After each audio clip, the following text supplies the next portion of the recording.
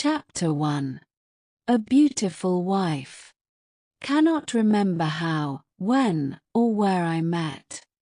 Ligeia.It was a long time ago and my memory is not good. But I think I met herself first in a large, old city near the Rhine in Germany. She told me that she came from an ancient family. But I never knew the family name of the woman who was my friend, my partner in my studies and finally my wife. Why did I never discover her family name? Perhaps because she did not want me to find out, but I cannot remember. I remember one thing very well: Ligeia was tall and slim. Later, at the end, she became very thin. How can I describe her quiet, aristocratic movements, or the strange softness of her footsteps? If she came into my office, I only knew she was there when I heard her voice, or when she put her white hand on my shoulder. She had a beautiful face, but it was not a classical kind of beauty. There was something strange about it, though I have often tried to understand it. Was it her pure white skin or her thick, black hair? I looked at her long, delicate nose many times. It was perfect. I looked at her sweet mouth. How soft and red it was. And when she smiled, her teeth were white. Then I looked into her eyes. They were much bigger than normal eyes. Sometimes, when she was excited, they looked like a deer's eyes. They were black, with long black eyelashes and black eyebrows.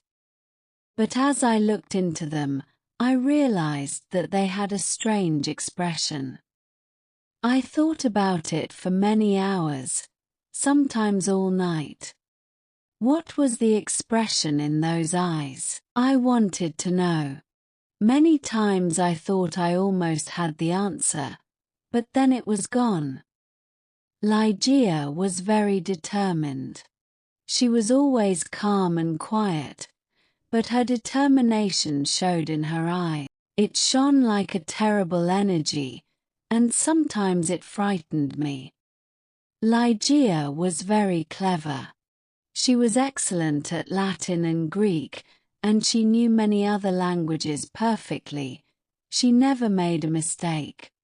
She was also a student of science and mathematics. When we were first married, I often asked her for help with my studies, and we worked together.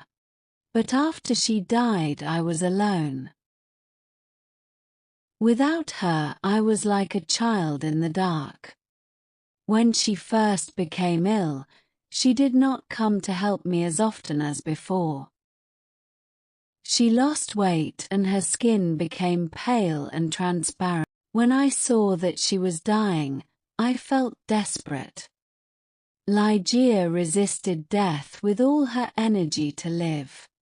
She was determined. I watched in agony as she fought for life. I knew she loved me, but I only understood how much she loved me now that she was dying.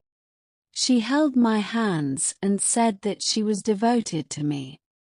I cannot talk about it now, but let me say that her love for me was part of her determination to live. On the night she died, she suddenly got out of bed and cried, "Oh God, must I die? Must I lose my fight with death? No, I can't die like this." But my dear Ligeia died. I was so sad I could not stay in the old city by the Rhine. For a few months I traveled around. Then I bought an old abbey in an isolated part of England. This dark, sad place expressed my feelings of loneliness. But I decorated it with beautifully colored curtains, carpets and ornaments. I said to myself, perhaps the bright colors will make me feel happier. Unfortunately, they did not. I began to drink too much. But I do not want to speak about that time of my life. I will only say that one day I married Lady Rowena Trevanion of Tremaine.